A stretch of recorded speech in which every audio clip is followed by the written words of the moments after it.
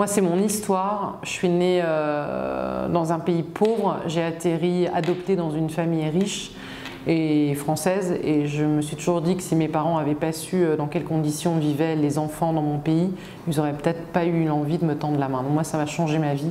Le fait que mes parents étaient au courant de ce qui se passait à l'extérieur de leur petit monde. Et pour moi, c'était indispensable de continuer cette route-là, de partager avec les autres ce qui se passe ailleurs, d'ouvrir les fenêtres. Non, je suis assez fière voilà, d'avoir pu partager l'info. C'est ce qui, de toute façon, je pense que c'est ce qui nous motive tous, mais de montrer aux enfants comme aujourd'hui et aux adultes qui me regardaient ou qui m'écoutaient quand je faisais le journal que l'info, elle est accessible à tout le monde, que c'est pas un truc d'intello et que c'est un truc citoyen avant toute chose et que quand on comprend les choses, on a les moyens d'agir dessus.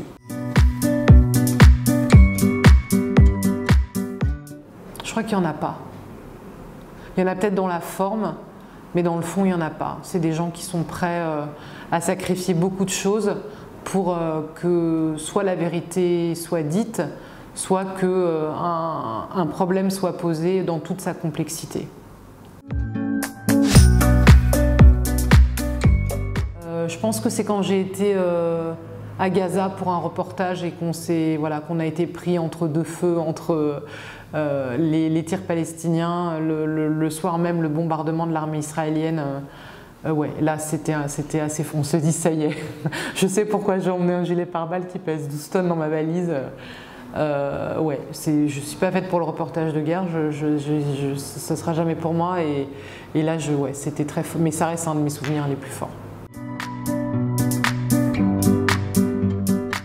De ne pas avoir été encore, peut-être ça viendra, correspondante quelque part, ouais, à l'étranger. Oui, j'allais dire l'écrit, mais en fait avec 21 et puis d'autres publications, je trouve que l'écrit, la presse écrite de qualité avec des vraies enquêtes sur du long format en fait cartonne, mine de rien. Donc en fait non. Je dirais la télé de papa un peu, qui a pris un coup dans l'aile. Avec tout le respect que je lui dois, voilà, Léon Zitrone ou même le présentateur du 20h Star assis dans son fauteuil. Je crois que les gens ont plus envie ouais, qu'on leur explique l'information et de leur montrer comment ils peuvent en être acteurs plutôt que de leur servir quelque chose de très solennel sur un plateau avec une distance. C'est ça, je pense, en tout cas dans mon secteur, qui a changé. Je trouve que c'est positif qu'il puisse y avoir des lanceurs d'alerte, que les médias, que le web permettent à celui qu'on a envie, voilà, quand on a vu la guerre en Syrie, etc., on a vu les risques insensés que prenaient des jeunes fixeurs pour aller faire des images et les uploader tout de suite et les balancer via des serveurs protégés en Turquie et tout. Donc que ce soit plus un truc de caste ou un truc réservé à, je trouve que c'est bien. Mais après, il faut que tout le monde travaille avec des règles éthiques qui soient les mêmes. Non, moi je trouve que tant que cette profession vit, qu'elle bouillonne et qu'elle vibrionne, je trouve que c'est très bien. Tout plutôt que la mort et qu'il n'y ait plus rien.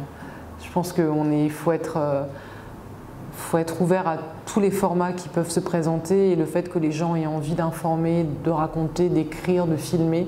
Et que c'est quand l'inverse qui se produit que c'est grave. C'est quand on nous empêche de faire, qu'on interdit de parler, qu'on met la main sur l'objectif de la caméra. Là, je crois qu'il faut s'inquiéter. Mais qu'il y en ait trop, je pense qu'il ne faut pas s'inquiéter.